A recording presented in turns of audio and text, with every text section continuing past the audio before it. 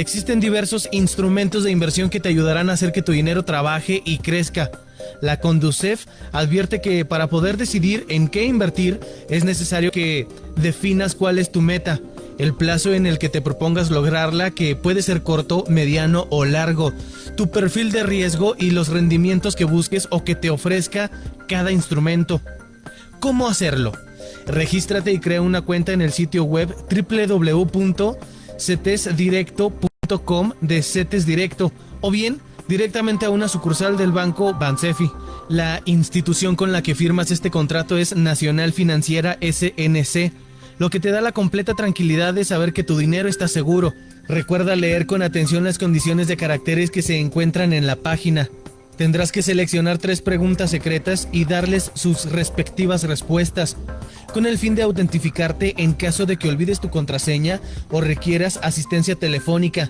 Los datos personales que tendrás que proporcionar son: clave única de registro de población, CURP, Registro Federal de Contribuyentes, RFC, domicilio, clave interbancaria o número de tarjeta de débito de la cuenta bancaria a la vista que quieres asociar a tu cuenta y de la cual deberás ser titular, beneficiarios de tu cuenta en caso de fallecimiento.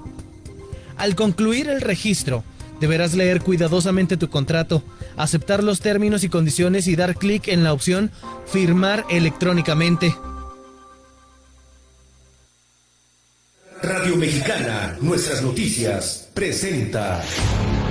La reforma fiscal 2014 generó más daños de beneficios para la frontera. La formalidad de las empresas es una tarea La economía americana avanza. La proveeduría maquilador sigue siendo el La gran concentración de pendiente poder de mercado en México. La transparencia gubernamental continúa. No es nada personal. Nada personal. Son solo negocios. Solo Negocios Radio, las mejores entrevistas y análisis para lograr una toma de decisiones adecuada. Contáctenos.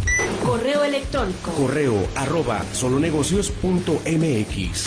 Página de internet. www.solonegocios.mx. Facebook. www.facebook.com/solonegociosmx. Twitter. @solonegocios. Y recuerde, no es nada personal, son solo negocios.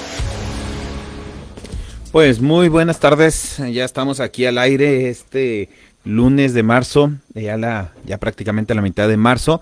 Mi nombre es Guillermo Soria y es un gusto estar con ustedes durante la próxima hora. Estás escuchando Solo Negocios Radio, lo puedes escuchar a través del 1300 AM, nuestras noticias, lo puedes sintonizar si vas en el vehículo o estás en algún lugar donde tengas radio, sino también lo puedes escuchar a través de la página de Radio Mexicana, Nuestras Noticias 1300, en Facebook, así la encuentras, o la página de Conafi Juárez, así también nos encuentras, ahí en esa página, de hecho es la que yo tengo aquí activa en la computadora, y podemos estar, en dado que tengas alguna pregunta. Tomás, este programa se queda grabado en la página de Solo Negocios Radio. Para cualquier comentario, cualquier sugerencia que nos quieras hacer, es un gusto platicar con ustedes.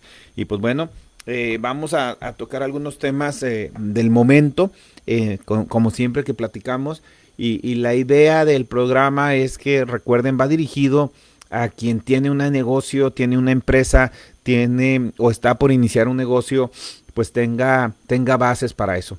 Y normalmente este programa lo baso en las pláticas o en las consultas que me hacen durante la semana. Entonces yo traigo aquí algunas consultas que me hicieron de las personas morales, personas morales sin fines de lucro, que normalmente son las asociaciones o sociedades civiles. ¿Qué diferencia hay contra una persona normal? Las personas normales, morales, que tienen una actividad empresarial, por decirlo, una de negocio, fines de lucro, que se le llaman las del régimen general. Estas se dividen en las actividades que tributan en el régimen general de ley, pero también tributan en el reciclo, que es una facilidad que existe desde el 2022. Eso vamos a tratar un poquito, vamos a tratar de lo que está haciendo el SAT en estos momentos, que es increíble la cantidad de vigilancia profunda que le llama, que está haciendo el SAT, que es de manera masiva, está enviando o está haciendo citas para que los contribuyentes se autocorrijan. aquí me llama mucho la atención en este tema, precisamente, eso es en todo el país, platicando con un empresario de Mérida, me dice, oye, están locos los del SAT, ¿cómo se les ocurre ahorita en el mes en que los contadores están haciendo las declaraciones anuales, citarnos para decirnos que tenemos 10 días para aclarar, fíjense, para aclarar diferencias que ellos detectaron de los últimos 5 años y nos dan 10 días para hacerlo? Tiene sus observaciones, no son, o sea, la primera entrega tendrá que ser en 10 días hábiles, pero en realidad esto se puede ir pidiendo prórroga a que un máximo de 4 meses, ellos mismos lo mencionan, en donde lo que se busca es que el contribuyente se autocorrija. Tiene sus ventajas, pero también, como lo dijo mi amigo empresario, dice, oye, ¿en qué cabeza cabe que ahorita, en el mes de marzo, cuando los despachos y los contadores están atendiendo la, la declaración anual, pues en este momento se ponga el SAT a pedirles que le manden información? Entonces vamos a tratar un poquito de esos temas en los siguientes segmentos. Antes de entrar de lleno a los siguientes segmentos, me gustaría mencionar algunos índices, alguna información que nos envía Raúl Santiesteban.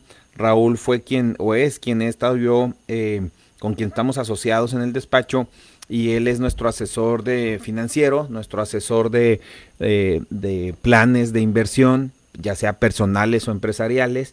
Es muy diferente, por ahí alguien decía el otro día, esos que andan vendiendo seguros y planes para el retiro. No todos los agentes que venden seguros venden planes para retiro, ni todos los planes, quienes venden inversiones o trabajan en el área de inversiones venden seguros, ¿verdad? Son dos cosas. A veces hay un enlace, una conjunción entre esos dos, porque obviamente si tú compras un plan para retiro, pues lleva incluido un seguro de vida, para en caso de que fallezcas, bueno, pues a quién le van a entregar eso que tienes invertido, ¿no? Es como si tú vas y compras un carro a una agencia o lo sacas a crédito, te van a obligar o te van a vender un seguro del carro, y la mayoría de las veces también te venden un seguro de vida, porque si tú falleces, bueno, la deuda se liquida. Entonces, pues sí, podríamos decir que de repente quienes venden créditos en las agencias tienen una ganancia, una utilidad, porque al final de cuentas muchos de ellos se convirtieron en agentes de seguros, y pues bueno, por ahí me decía una persona, nadie está peleado con su dinero. Entonces, si la agencia de carros se lleva una comisión por vender los seguros de los carros que vende, pues creo que pues no está mal, ¿verdad? Al final de cuentas alguien tiene que vender ese seguro. Entonces lo que hacen muchas veces las agencias es que tienen la facilidad de poder negociar por el volumen de clientes que tienen, pues buenas tarifas. Entonces la idea es que sea un ganar-ganar, que si la agencia se convierte en un vendedor de seguros, pero por el volumen que tiene te puede dar un buen precio, pues qué padre, ¿no? Si es así, pero si de repente vemos que la agencia te vende el seguro del carro mucho más caro que ir con tu agente o con una compañía por fuera, pues yo creo que ahí sí tampoco se trata de eso, se trata de dar mejores servicios. Entonces, como tip lo vemos, yo he estado, de repente batallamos en ese sentido. La ley dice, ya tenemos el derecho como consumidores de elegir la compañía de seguros que queremos para nuestro vehículo. Por ley la agencia no te puede obligar a comprar el seguro con ellos. Tú puedes decir, oye, yo tengo, como empresa que soy o como particular, yo tengo convenio con alguna compañía, entonces yo quiero asegurarlo, nada más con que cumplas los requisitos de que pues el principal beneficiario sea a quien te haya hecho el préstamo, cosas en ese sentido, el tipo de seguro que te piden, que si es un seguro para un vehículo para servicios particulares, para uso particular, y lo metes al Uber, andar de Uber o de una aplicación de esas, pues entonces el ya carro no está cumpliendo con funciones de uso particular, está cumpliendo con funciones de transporte público, porque al final de cuentas un vehículo que anda en eso anda generando transporte, y obviamente pues el seguro debe ser diferente. Son de las cuestiones que tenemos que tomar en cuenta y considerar, porque luego pues también yo creo que en todos los negocios y en todas las negociaciones que se hacen o los contratos que se firmen debe haber un ganar-ganar, ¿no? Entonces, les decía, Raúl Santiesteban nos manda algunos. ¿Y esto por qué sale? Bueno, pues porque la semana pasada él nos estuvo acompañando y estuvimos hablando de las criptomonedas. Por ahí hemos recibido algunas llamadas, algunas preguntas. Y confieso, yo no soy el experto en el tema de las inversiones en criptomonedas. Estoy aprendiendo y ojalá en unos meses pueda decir que ya sé más de eso, pero la verdad es un mundo. Y creo que ya con meterse el mundo de la parte contable, de la parte de sistemas y luego todo meterse a esto, pues está difícil, ¿no? Zapatero a su zapato. Por eso cuando hablamos de consultoría para las empresas, es importante conocer un poco todos los temas, pero también siempre en cada tema apoyarnos en el experto en ese tema. Entonces, en este caso, por ejemplo, él menciona que ahorita el cierre, bueno, al inicio del día, el dólar estaba a $2,100 por onza de oro. El índice Standard & Poor's, que es el que más se utiliza, que son las principales empresas que cotizan en la bolsa en Estados Unidos, Standard & Poor's 500, que son estas 500, está en 5,117 dólares. Y luego hablamos de las acciones, de las criptomonedas, y él me menciona el valor de las tres principales criptomonedas, que son Ethereum, Bitcoin y XRP. Y aquí les voy a hacer ahorita entro a la aplicación, pero les voy a hacer una observación. Ahorita el Bitcoin está en $72,346 por cada Bitcoin. Voy a ver si puedo entrar aquí yo a mi aplicación de criptomonedas, porque la semana pasada estaba en menos de $72,000. ¿Qué significa eso? Pues que en esta semana por cada Bitcoin se ganaron más de $2,000. Quisiera saber en dinero cuánto es. Voy a ver si aquí lo puedo consultar rápidamente. Criptomonedas. Aquí nos va a dar los índices. Yo utilizo, y una de las que nos recomendó Raúl fue la de Bitso, la Wallet Bitso, que en esa es una que te sirve para comprar y almacenar monedas. Tenemos un desempeño fíjense, el Bitcoin en los últimos 30 días ha ganado el 49%. En los últimos 30 días ha ganado el 49%. Como él menciona, pues sí, hay que tener nuestras reservas como siempre. Ahorita está, en este momento el Bitcoin está en 72,851. Cuando él nos lo mandó la información hace rato, estaba en 72,346. Y ahorita dijimos que está en 72,851. O sea que durante el día todavía ha subido. Ahorita está en el número 1 en cuanto a incrementos. Si lo vemos de una semana, en la última semana subió el 5,87%. Entonces imagínense una inversión que en una semana te dé un 5% en una semana. Pues yo creo que es de las inversiones que ahorita puede estar pagando más, y que seguro, ya nos platicaron la semana pasada porque hay cierta seguridad. También nos platicaron que no nos debemos de confiar, que tiene ciclos, que ahorita está en su ciclo alto y que pues no tarda en bajar, y que pues tenemos que aprender un poquito a no encariñarnos con las monedas y pues después poder hacer esas ventas. El Ethereum, que es otra de las monedas, está en 5,050 y el XRP en .72. Voy a checar el Ethereum, cuánto estaba la semana pasada. A ver si aquí lo puedo checar. Ethereum. Y lo vemos. Bueno, ahorita lo comentamos. Pero bueno, a lo que vamos con esto es que, o lo que pretendemos hacer, es que conozcamos algunas opciones de inversión donde pues son diferentes. Entonces mucha gente nos ha estado preguntando que qué onda con las criptomonedas, que si valen la pena, que si, bueno, pues es como todas las inversiones, donde esperamos bastante utilidad, pues hay cierto riesgo, y entre más sea la utilidad, pues siempre va a ser mayor el riesgo.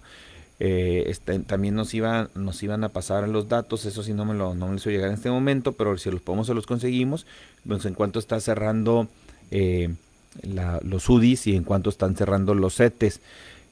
Antes de entrar al programa estaba escuchando el anuncio que nos hablaban de la parte financiera de inversiones en CETES. Yo creo que es una inversión muy padre. En mi caso yo les recomendaría, si quieren una inversión segura, hay dos tipos de inversiones: es invertir en UDIs e invertir en CETES. La ventaja de invertir en UDIs es que los UDIs, unidad de medida de inversión, es es que es la inflación. El valor del UDI es el valor de la inflación acumulado, ¿sí? Ahora, ¿qué sucede? Que si el UDI te paga una pequeña tasa de interés, pues entonces tu dinero nunca va a perder. Hay algo que se llama interés real, y lo voy a mencionar ahorita que regresemos de la pausa, porque tiene que ver con los intereses que podemos hacer deducibles en nuestra declaración anual. Y luego ese interés real, cómo nos puede generar utilidad o pérdida real a la hora de hacer una inversión. Vamos a una pausa. Regresamos, no se vaya. Continúe en Radio Mexicana 1300 AM con Solo Negocios Radio.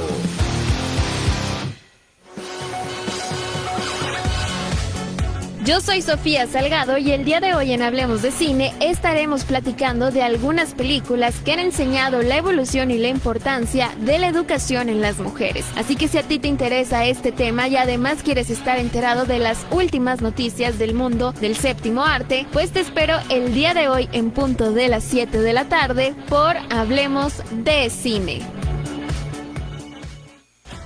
Si no quieres quedar peor que una piedra, mejor no consumas crack o piedra.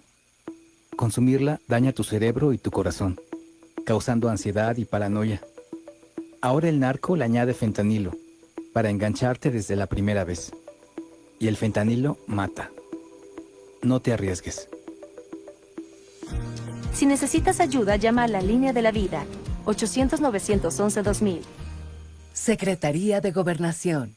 Los alimentos naturales ya se vieron ganadores. Los del Atlético Chatarra son pura mala vibra. Este partido se pone chatarra. Intentan doblar a los del Club del Antojo a fuerza de ingredientes malignos. Los alimentos saludables son nuestros héroes salvadores. Recuerda revisar el etiquetado, haz ejercicio todos los días y disfruta de gran salud. Come como nosotras y ponte saludable. ¡Pura vitamina! Radio Mexicana, Nuestras Noticias 1300 AM, se une a la pena que embarga a nuestro amigo y compañero Alonso Rojas el Malilla, ante la irreparable pérdida de su señora madre, Emma Loya Almeida, acaecida en esta ciudad el pasado 9 de marzo. Rogamos al Creador por su descanso eterno y pronta resignación a familiares y amigos.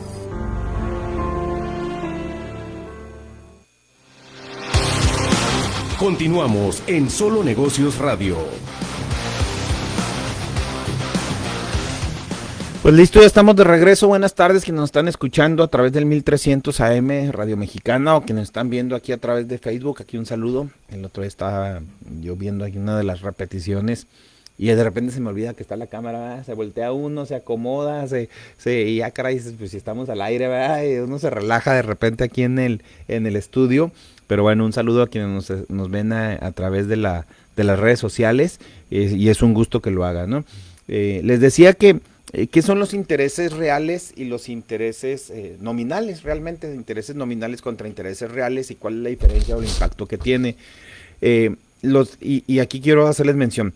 Los UDIs, podríamos decir que los intereses que te pagan los UDIs realmente son intereses reales, porque en lugar de invertir en pesos, tú lo que haces es que compras UDIs, entonces tú tienes UDIs y esos son los que se invierten, entonces te va a dar un interés sobre los UDIs que tengas invertidos. Y los UDIs son unidades de medida que van acumulando la inflación, o sea que empezaron, cuando nacieron los UDIs, pues valían $1, y entonces $1, conforme se fue acumulando inflación, fue subiendo de precio. Ahora vale 1.10, por ejemplo, si la inflación en un año es el 10%, pues entonces el UDI va a valer 1.10, y luego eso va a subir, si el otro año fue otro 10%, no va a subir a 1.20, sino sobre 1.10 va a subir el 10%, entonces se va a ir a 1.21, etcétera. Entonces va acumulando, va indexando inflación, hay que entenderlo. Entonces el interés real es el interés que te paga la institución financiera o cualquier instrumento de inversión menos la inflación, menos si la inflación es el 6% y tú estás teniendo un ingreso o estás cobrando un interés del 10%, pero la inflación es el 6%, entonces el interés real es el 4%. Por eso es que si tú inviertes en UDIs nunca vas a tener una pérdida, porque el UDI por sí mismo vale la inflación. Entonces, lo que sí es que los UDIs te van a dar una tasa de interés muy baja. ¿Por qué? porque ya están descontando el valor de la inflación. Hay que tener cuidado con eso. Y luego tenemos otro instrumento de inversión que son los CETES. Los CETES pues es la deuda que emite el gobierno de la República, que era el que les decía yo ahorita que estaban anunciando aquí antes de empezar el programa, la página de CETES Directo. En la página de CETES Directo tú puedes invertir y, por ejemplo, el día de hoy, en este momento estoy viendo aquí la página, CETES a 6 meses te está pagando un interés del 11.6%, 11.24% anual. Todas las tasas, ustedes cuando escuchen una tasa, siempre es anual. Ahora sí que pónganse truchas con eso. Si esa la dividimos entre 12, bueno, pues esa sería la tasa mensual, pero la tasa siempre es anual. Entonces, si me hablas de que me vas a cobrar el 3% o me vas a pagar el 3%, pues esa es la tasa anual. Quiere decir que si yo invierto 100,000 pesos, los tengo que dejar todo el año para ganar 3,000 pesos.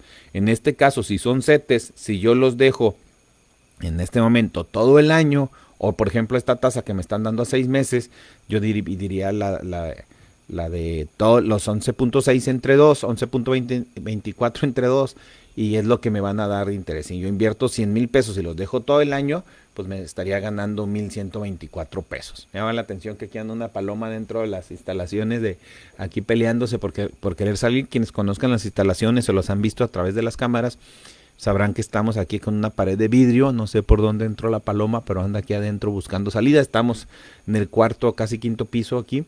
Entonces está aquí. Si me distraigo un poquito, ¿no? Si oyen un ruido raro, es que aquí la paloma chocó con el vidrio, ¿verdad? Entonces, bueno, regresando, y les decía yo ahorita antes de irnos a una pausa, ¿qué tiene que ver esto con las declaraciones anuales de las personas físicas?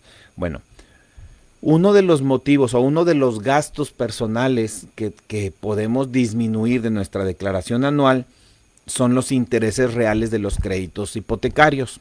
Para hacer un crédito hipotecario que podamos disminuir en la declaración anual, quiere decir que es el crédito hipotecario de tu vivienda, crédito hipotecario de vivienda, de casa habitación en donde tú vives.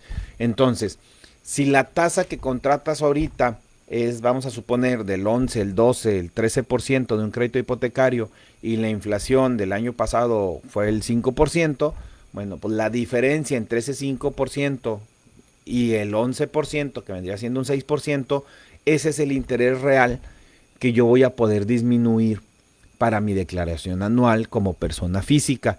Ahora, una pregunta que me hacen mucho es, entonces, ese interés real es lo que me van a devolver. No, no es lo que te van a devolver. Recuerden que para pagar impuestos, sobre todo el impuesto sobre la renta, se utiliza una base sobre la cual se calculan los impuestos. ¿Estamos de acuerdo? Hay una base sobre la cual se calculan los impuestos. Esta base son los ingresos que se cobraron en el ejercicio menos los gastos que sean deducibles. Entonces, aquí dependiendo de tu giro, una persona física puede contribuir o puede tributar, es la palabra, en varios tipos de régimen. Yo puedo estar en sueldos y salarios, significa que una empresa me paga una nómina, estoy dado de alta en el Seguro Social, eso es sueldos y salarios, ¿estamos de acuerdo? Pero puedo a lo mejor rentar una propiedad, eso sería en arrendamiento, va a ser otro ingreso. Y luego puedo a lo mejor tener una actividad empresarial, es decir, que compro y vendo algo de mercancía o doy un servicio que se llama actividad empresarial, y entonces vamos a hacer un ejemplo de una persona que tributa en estos 3 regímenes diferentes. Lo que se hace en la declaración anual es que, por ejemplo, el que gana sueldos y salarios, los ingresos se dividen en ingresos grabados y ingresos exentos. ¿Qué significa eso? Que hay ciertos ingresos o ciertas prestaciones que nos paga nuestro patrón que no causan impuestos. Por ejemplo, 30 días de salario mínimo del aguinaldo. Entonces, cuando me paguen el aguinaldo, dependiendo del sueldo que yo gane, se le van a restar el valor de 30 días del salario mínimo. Lo que excede de 30 días del salario mínimo va a ser una parte grabada del aguinaldo, pero si es menos de ese valor, pues entonces ese monto va a estar exento. Eso significa que, pues aquí pudiera ser que hay empleados que no van a pagar impuestos por el aguinaldo, pero va a haber empleados que sí van a pagar impuestos por el aguinaldo. Total, que se agarran todas las prestaciones o percepciones que recibe una persona de salarios, se suman y esa es la base acumulable por sueldos y salarios. Y luego, fíjense, nada más es la base acumulable, porque en sueldos y salarios no hay deducciones, únicamente hay percepciones. Un empleado no puede hacer deducible nada, porque lo que recibe es por su trabajo y nada más. Y luego tenemos el que está en arrendamiento. El que tiene aparte ingresos por arrendamiento tiene dos opciones para tributar. Puede disminuir los gastos que le genera rentar esa propiedad o lo que le llaman una deducción ciega del 35%. Normalmente quienes rentan una casa, un pequeño local o algo se van por la deducción ciega, porque los gastos en las rentas son mínimos. Normalmente yo te rento y a partir de ese momento tú te haces cargo del mantenimiento y te haces cargo de todo. Entonces yo no tengo gastos, a menos que sea un centro comercial, que tenga guardias, que tenga mucho mantenimiento, limpieza, cosas así, la luz y demás. Pero si no, entonces normalmente me voy así. Entonces, ¿qué hacemos? Pues si yo rento algo en 10 mil pesos al mes, son 120 mil al año. A eso le aplico la deducción ciega, el 35%, saco la base gravable y la voy a sumar a lo que yo gané por sueldos y salarios. Entonces imagínense, yo estoy en un trabajo donde tengo mi sueldo, pero aparte rento una casa. Bueno, voy a sumar esos dos ingresos. Y les decía, si todavía tuviera otro negocio, un pequeño negocio, una tiendita, lo que sea, pues ahí sí tendría lo que cobré menos lo que gasté deducible, me da una base. Esa base se suma. Y entonces la suma de todas esas bases, ya disminuyéndole sus gastos que correspondan según el régimen en el que están, esos son los ingresos acumulables para la declaración anual. Entonces, ¿qué hago? A esos ingresos, a esa base que ya le disminuí todo, a esa le resto las deducciones personales, ¿sí? Como los intereses reales de un crédito hipotecario, ¿sí? Y luego ya disminuyéndole esas deducciones personales voy a tener una nueva base a la cual le voy a aplicar la tarifa de los impuestos que tenemos, que lo máximo es el 35%.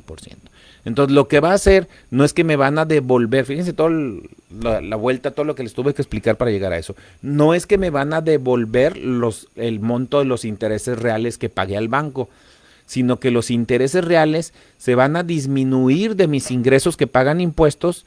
Y luego ya a la resta, a la diferencia, a esa le voy a aplicar la tarifa de los impuestos. Que vamos suponiendo que andemos en el 30%, bueno, pues en resumen, a los intereses reales me van a ahorrar un 30% de impuestos, porque se van a disminuir de mis ingresos.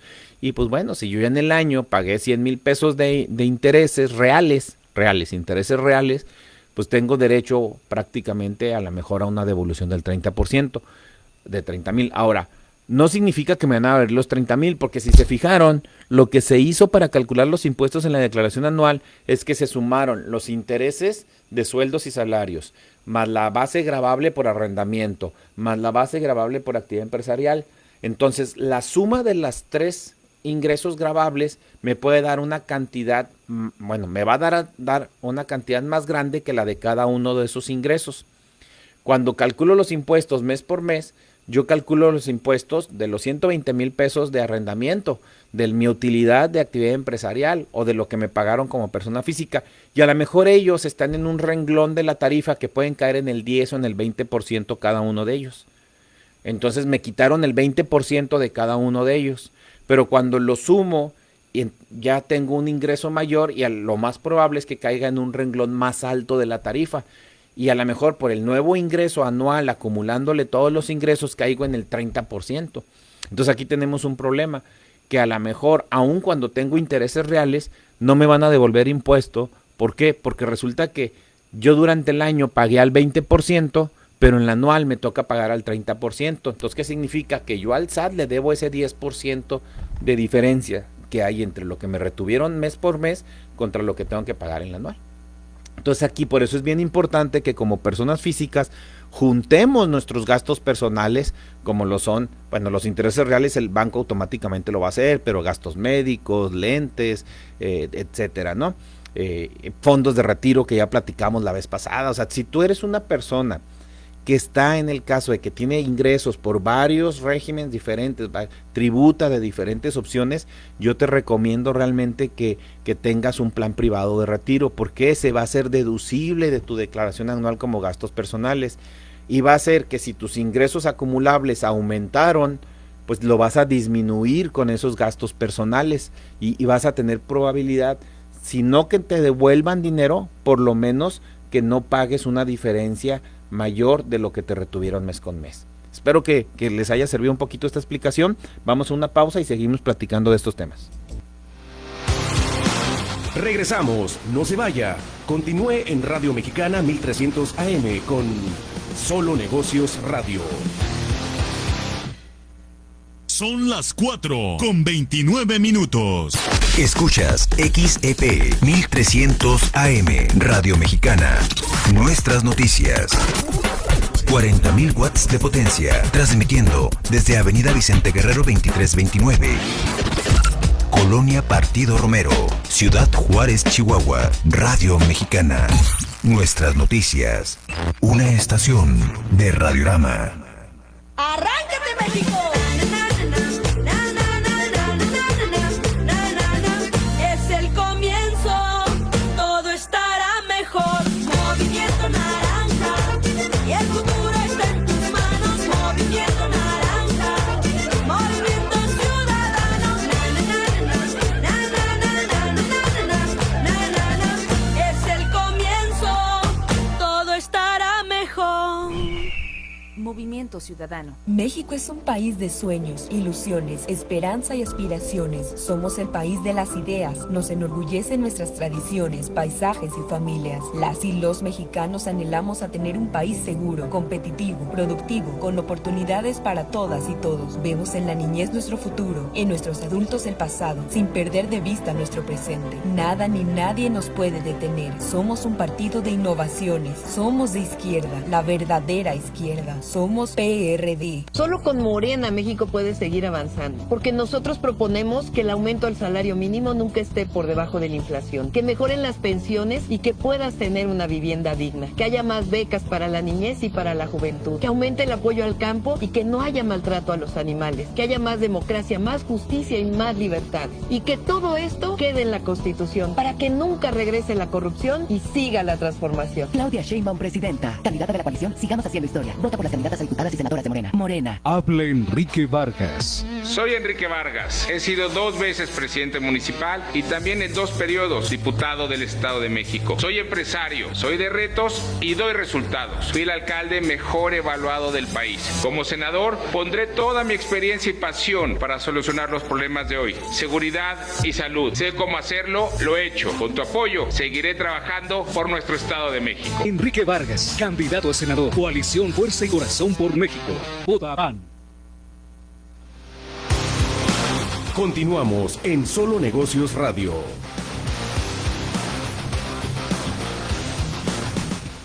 Pues buenas tardes, ¿cómo están? Ya estamos de regreso. Gracias por continuar aquí escuchándonos a través de la frecuencia de la AM, el 1300 para ser exactos, en Radio Mexicana, nuestras noticias. También a quienes nos están escuchando a través de las redes sociales, a través de Facebook, ya sea el de Radio Mexicana o a través de CONAFI. Aquí yo lo estoy compartiendo en la página de CONAFI. Es un gusto quienes me siguen por ahí.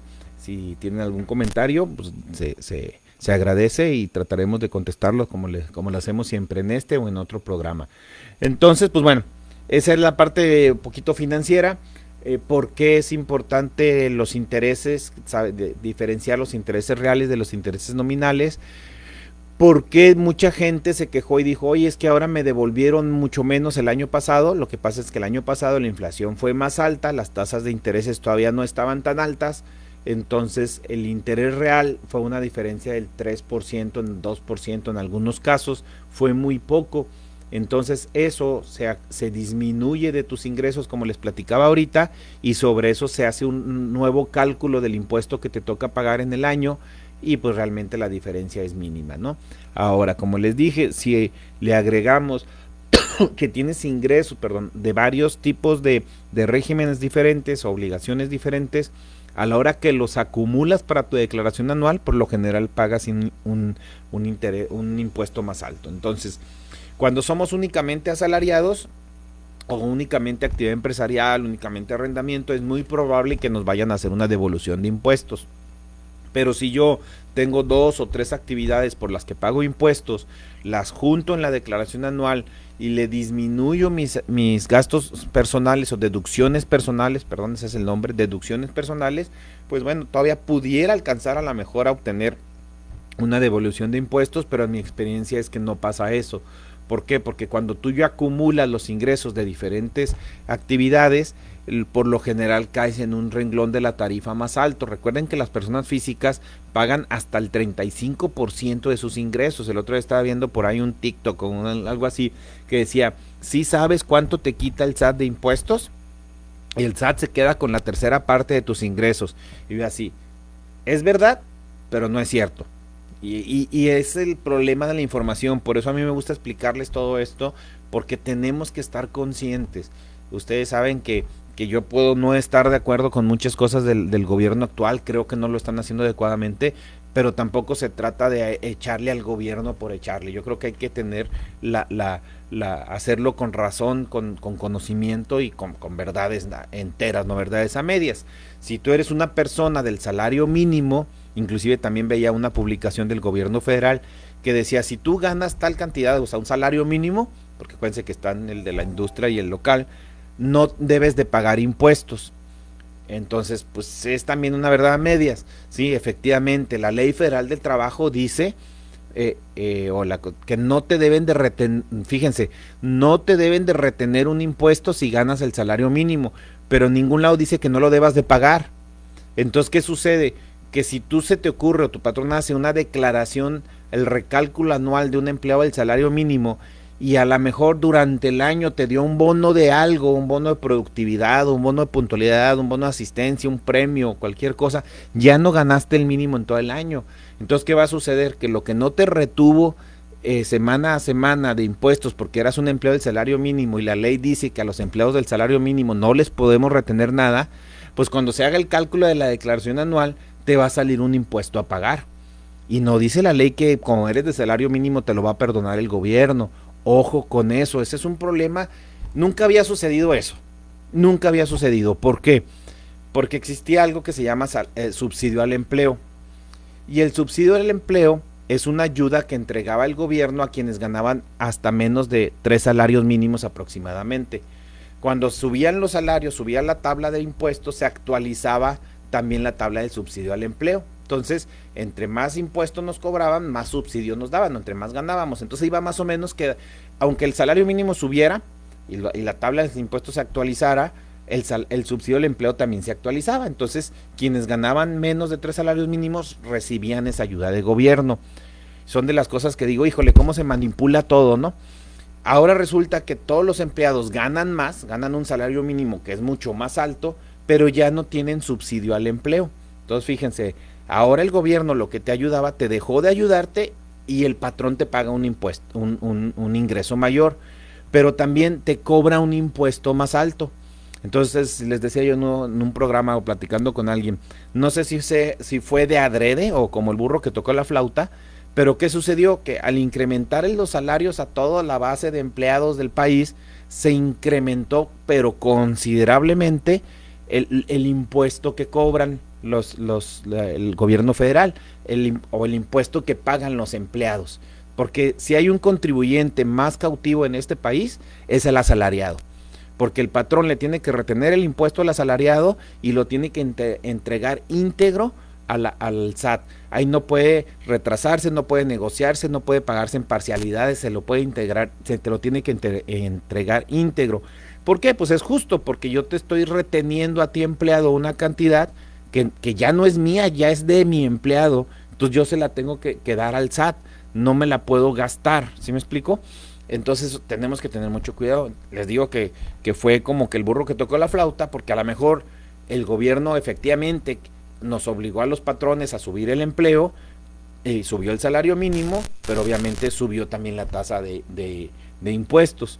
Les decía, la ley dice que si tú eres un empleado que gana únicamente el salario mínimo, no te voy a retener impuestos, pero no dice que no te los tenga que calcular, ni que no lo tenga que calcular en la declaración anual, ni que tú no tengas que presentar una declaración anual. ¿Estamos de acuerdo? Dice que es obligatorio para los que ganan más de 400,000 pesos. Pero ¿qué tal si eres un empleado que trabajó con 2 patrones durante el año? Fíjense lo grave de esto. Si tú trabajaste con 2 patrones durante el año y en los 2 patrones te pagaron el salario mínimo, tú estás obligado a presentar tu declaración anual. Pero como eran patrones que o tu sueldo era el salario mínimo, ninguno de los dos patrones te retuvo ningún impuesto. ¿Estamos de acuerdo? Porque ganabas el salario mínimo. Pero la ley dice también que si ganas más de 400,000 pesos o tuviste más de un trabajo en el año, o sea, trabajaste con dos patrones o no trabajaste el año completo con uno solo, estás obligado a hacer. Entonces, cuando tú acumules tu salario mínimo del patrón 1 por 6 meses, más el salario mínimo del patrón 2 por 6 meses, y hagas tu recálculo de la declaración anual, te va a salir un impuesto a pagar como ya no existe el subsidio, entonces te va a salir un impuesto a pagar. ¿Estamos de acuerdo? ¿Contra qué lo vas a descontar ese impuesto si la ley dice que no te deberían de retener nada porque eras un empleado del salario mínimo? Entonces, en tu declaración anual te van a cobrar un impuesto. ¿Estamos de acuerdo? Entonces, ojo con esa trampa de no te deben de descontar nada si ganas eso. Lo cierto es que es un problema nuevo, como les dije, nunca había sucedido, sucedió el año pasado aquí en la frontera, este año está sucediendo en el interior del país, porque ya los ingresos con el salario mínimo que se paga en todo el país, ya cayeron en esa parte de la tabla, ¿no? Oye, ¿qué pasó con el subsidio? Porque el subsidio sigue existiendo, pero ya se quedó muy abajo de lo que es el salario mínimo, entonces ya prácticamente nadie recibió un subsidio. Ojo con eso, ¿no? Entonces, por ejemplo, si tú eres un empleado de que ganas el salario mínimo en el interior, a lo mejor si alcanzas subsidio, tienes un impuesto, tienes un subsidio y te sale un impuesto a pagar. Te calculo ese impuesto, pero es del mínimo, no se lo quites porque no se lo puedo quitar, pero se hace el cálculo. Entonces, pues este es un problema que vamos a tener con los empleados este año. Muchos patrones y muchas empresas, por consejo de algunos contadores, lo que decidieron fue incrementarles un poco el salario a los empleados, es decir, te voy a pagar 5 pesos más diarios, 10 pesos más diarios, alguna cantidad, para que ya no seas un empleado del salario mínimo y entonces te tenga que retener un impuesto. Ahí lo que nos sucedió es que algunos empleados dijeron, oye, es que me estás quitando mucho impuesto por 5 pesos que me diste más de sueldo, me quitas, 170 pesos a la semana, por darme 60 pesos, pues me estás quitando más. Pues sí, pero si no lo hago de esa manera, cuando llegues a la declaración anual vas a tener un problema muy grande, que es que vas a deberle impuestos al SAT. Y el SAT no te los va a perdonar, porque ahorita, así como lo mencioné al principio del programa, con este plan que están haciendo de emitir diferencias de impuestos a las personas físicas y a las personas morales, pues las personas físicas también son las asalariadas, ¿sí? Entonces tenemos que tener mucho cuidado si tú eres un patrón que está en la nómina, que tiene empleados, cómo estás calculando las retenciones de tus empleados. Sí es cierto, la ley dice que si eres un empleado del salario mínimo no le debes de retener, pero fíjense, no le debes de retener, en ningún lado dice que un empleado del salario mínimo no debe de pagar impuestos. Son dos cosas muy, muy, muy diferentes. Entonces eso nos está causando conflictos a la hora de los cálculos de las declaraciones anuales que se hacen a los empleados, o les va a causar conflictos a los empleados. Por eso es importante y la recomendación de que aunque seas un empleado del salario mínimo, solicita tus facturas de gastos personales. Y uno dice, pues es un empleado del salario mínimo, ¿en qué puede gastar? Digo, el empleado del salario mínimo también de repente tiene que acudir con un médico particular, aunque sea el de la farmacia o un doctor en un consultorio, puede pedirle una factura. Compra lentes, puede pedir una factura. ¿Estamos de acuerdo? Tiene un crédito hipotecario de su casa, aunque sea el Infonavit, tiene que solicitar. Bueno, esa sale en automática, su constancia de retención de salarios.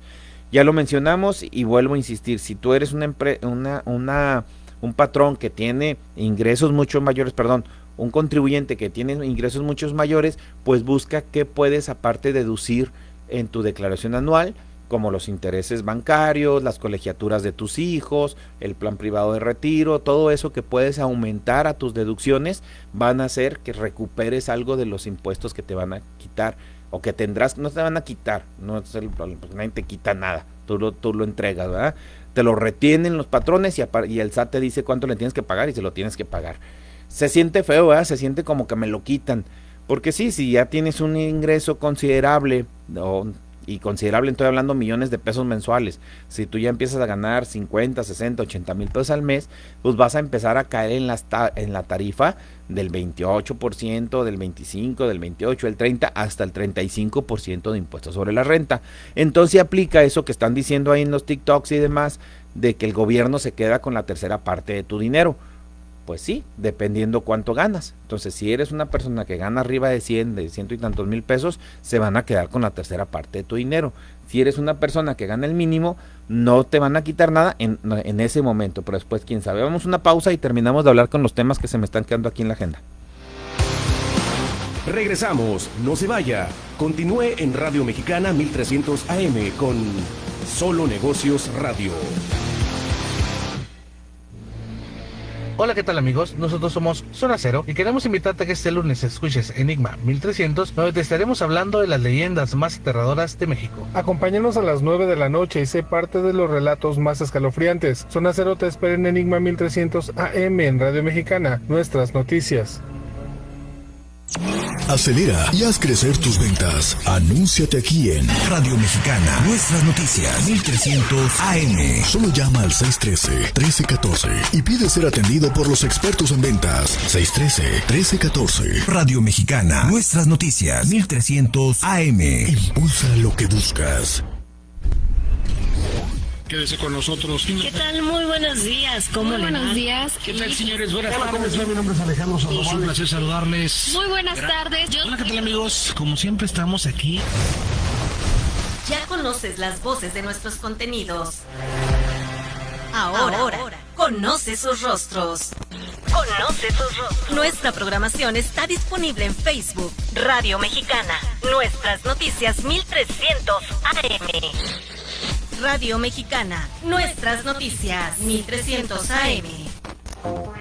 Entra, dale like y empieza a seguir nuestros contenidos. Radio Mexicana, Nuestras Noticias 1300 AM. Sigue tu programa favorito, interactúa con nuestros conductores y checa la información del momento. Súmate a nuestra página de Facebook, Radio Mexicana, Nuestras Noticias 1300 AM. Varias personas están sumándose. ¿Tú qué estás esperando? Dale like a Radio Mexicana, Nuestras Noticias 1300 AM. Síguenos y crea comunidad digital con nosotros. Continuamos en Solo Negocios Radio. Pues bueno, buenas tardes a quienes aún me están escuchando a través del 1300 AM Radio Mexicana o que me empiezan a escuchar en este último segmento, a quienes me están escuchando a través de las redes sociales, del Facebook de Radio Mexicana, Nuestras Noticias, de CONAFI, de Solo Negocios Radio. Pues es un gusto que estemos aquí platicando, aunque parezca monólogo, ¿verdad? Pero como les he dicho ya en otras ocasiones, me he llevado muy gratas sorpresas cuando me encuentro a alguien por ahí en la calle, en algún lugar, en alguna reunión y me dice que escucha los programas. Este no es un programa que interactúe directamente con el público, más bien es un programa informativo. Trato de en este programa informativo platicarles o enseñarles algo de lo básico que tenemos que conocer de impuestos, de administración de negocios, de cuestiones de sistemas para nuestras empresas, de algunos cumplimientos que tenemos que hacer para nuestras empresas. Entonces, tratar de ser como su asesor o su consultor en algunos temas de una manera, y quiero dejar bien claro esto, de una manera muy básica. No me gustaría que en alguna ocasión dijeran, es que Guillermo Soria en Solo Negocios Radio dijo que esto es así.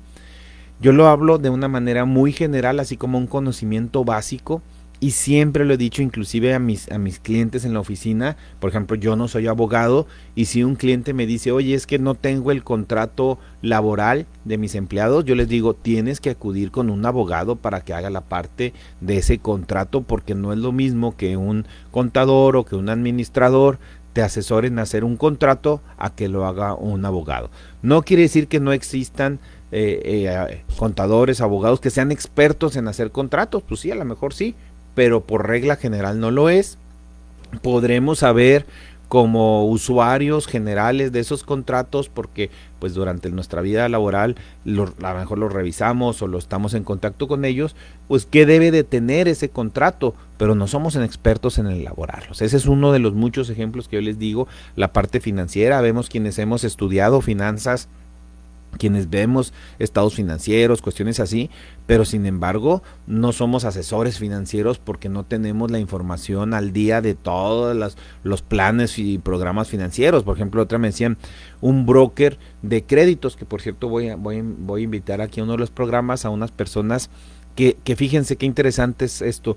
Ellos son broker de crédito. Si tú necesitas un crédito, ya sea para una casa, un carro o una hipoteca, ellos ya conocen, su negocio es conocer todos los créditos que están disponibles en el mercado y de acuerdo a tus características y las características de lo que vas a adquirir, buscarte la mejor opción. Y fíjense, normalmente ellos no te cobran a ti nada por hacerte ese trabajo. ¿Por qué?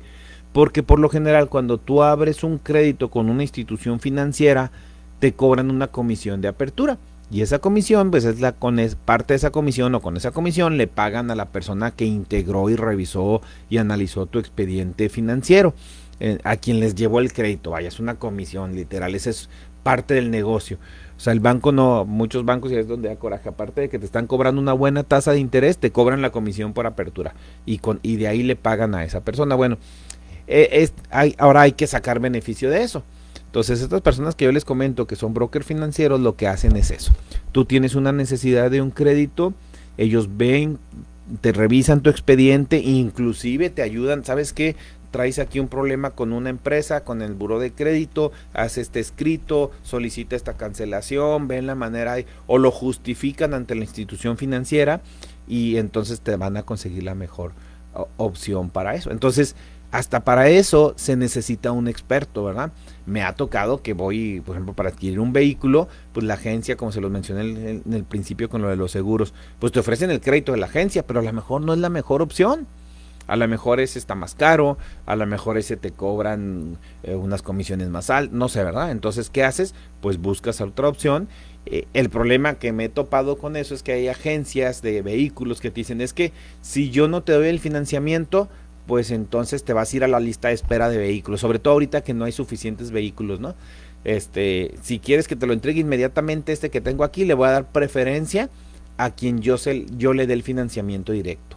Si no tengo cliente para ese, bueno, tráeme tu crédito, inclusive hasta para pago de contado. El otro día un cliente requería comprar un vehículo y lo iba a pagar de contado, porque tenía ahí los flujos, y en la agencia nos dijeron, híjole, nada más que pues necesito financiártelo porque tengo lista de espera, y en los que tengo lista de espera les vamos a dar financiamiento, entonces la agencia va a ganar más, y si te lo vendo de contado, pues no voy a ganar.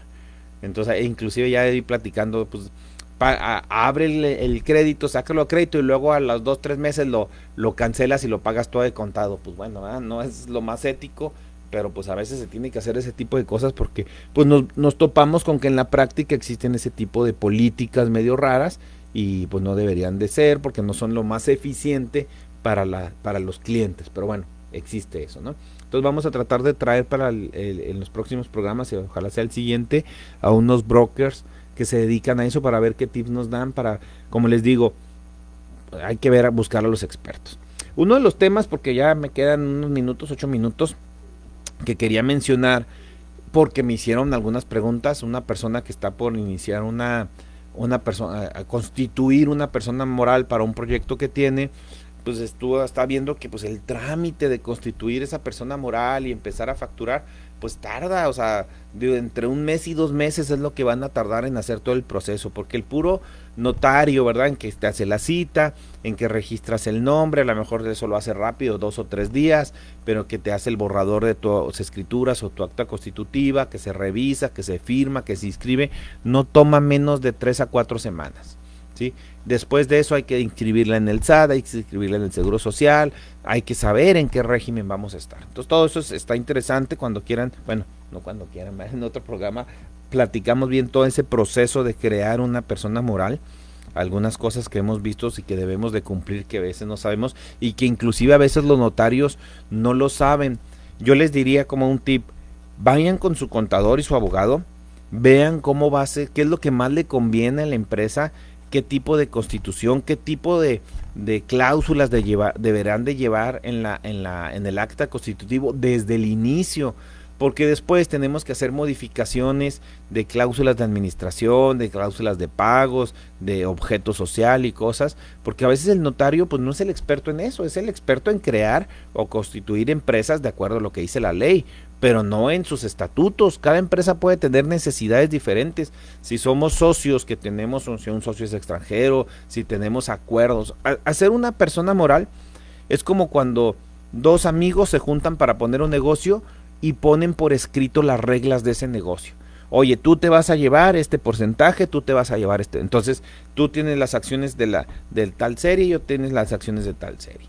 En las acciones de tal serie tú tendrás derecho a hacer esto, esto y esto. Y tú vas a hacer esto, esto y esto, y por esto vas a cobrar, por esto no vas a cobrar. O sea, todo ese tipo de cosas deben de quedar por escrito, porque al final de cuentas, para eso se hacen las empresas, ¿verdad? Y luego, pues, viene cómo se constituyen las acciones, cómo se integra el capital. Algo bien importante que estaba viendo y que era de lo que les quería mencionar, es que normalmente el notario te dice, ok, tú este tipo de empresa la puedes constituir con 3,000 pesos, o inclusive el gobierno te dice, esta la puedes constituir con 5,000 pesos o con 50,000 pesos como capital mínimo. Pues sí, pero entonces tu empresa no vale nada. Y los de los 50,000 pesos, 25,000 pesos se te van a ir en la constitución de la sociedad. Entonces tu empresa tiene un capital de 25,000 pesos, vas a pagar el depósito de renta y ya, te acabaste el capital. Entonces, si tú quieres después de que constituyen la empresa ir con un proveedor a solicitarle crédito, a comprar un vehículo o algo, pues van a decir, oye, pues tú no vales, ¿sí? Entonces hay que ser realistas, y si yo voy a aportar 100,000 pesos y tú 100,000, o yo 500,000 y tú 500,000, que hagan la empresa con ese capital inicial. ¿Cuál es el problema y por qué luego los notarios no lo hacen así? Lo que pasa es que cuando se inscriben las acciones de la empresa o en el registro público, depende el costo que te cobra, y eso lo cobra el gobierno del estado. Es un valor que depende del capital que esté, es un porcentaje, ¿no? Por ejemplo, es el 2 al millar, topado tiene ciertos topes, ciertos montos y demás. Entonces te van a cobrar por inscribir ese capital en el registro público, y como lo haces la primera vez, pues ese monto puede ser alto. Entonces el notario te dice, ¿sabes qué? Por constituirte la sociedad te voy a cobrar 20,000 pesos incluyendo impuestos. Pues sí, son incluyendo impuestos por un capital de 50,000 pesos. Pero si mi capital vale 1,000,000, pues a lo mejor el costo de la sociedad puede ser 30,000 o 40,000 pesos la inscripción. Pero eso me va a dar, o sea, yo voy a nacer con dinero en la bolsa, con torta bajo el brazo, ¿verdad? Pero aparte es la realidad, porque de otra forma luego estamos haciendo que los socios aportan a la empresa y lo mandan como un préstamo, ¿sí? Le voy a prestar a la empresa 500,000 pesos porque el capital nada más eran 50,000. Pero resulta que financieramente, si tú lees los estados financieros, esa empresa que acaba de nacer ya debe 400,000 pesos o 500,000 pesos porque nunca se registró como capital. O lo mandan a aportaciones pendientes de capitalizar.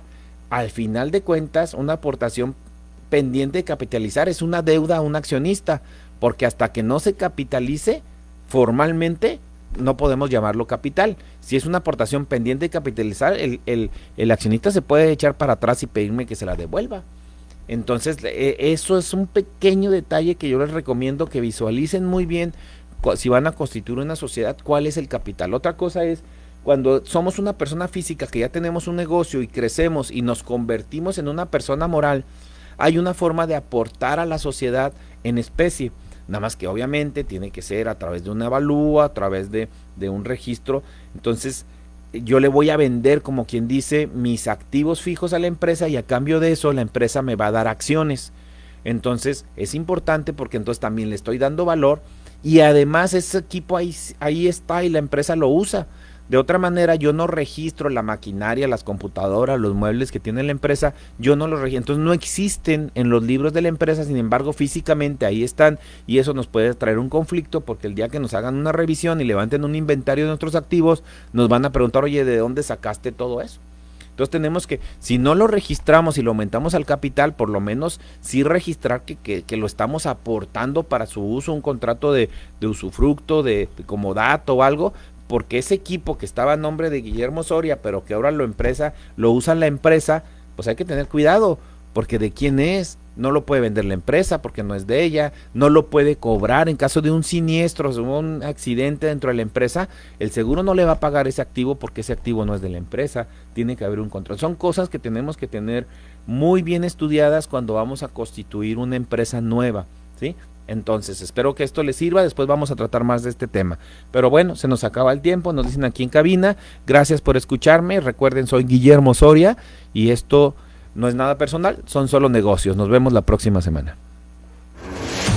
Agradecemos su atención. Nos escuchamos de lunes a viernes de 4 a 5 p.m. a través de Radio Mexicana 1300 AM. Contáctenos. Correo electrónico. correo@solonegocios.mx. Página de internet. www.solonegocios.mx. Facebook. www.facebook.com/solonegociosmx. Twitter. @solonegocios. Y recuerde, no es nada personal, son solo negocios. Radio Mexicana.